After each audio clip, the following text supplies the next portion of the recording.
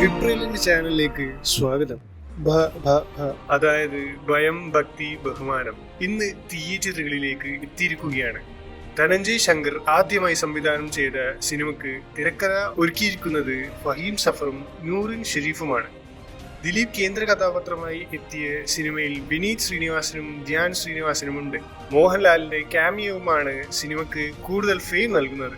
ശ്രീഗോകുലം പ്രൊഡക്ഷനിൽ ഷാൻ റഹ്മാനാണ് സംഗീതം സംവിധാനം ചെയ്തിരിക്കുന്നത്. ഗോപി സുന്ദറാണ് പശ്ചാത്തല സംഗീതവും നിർവഹിച്ചിട്ടുള്ളത്. ലോജിക് മാറ്റിവെച്ച് കാണേണ്ട തമാശകൾ.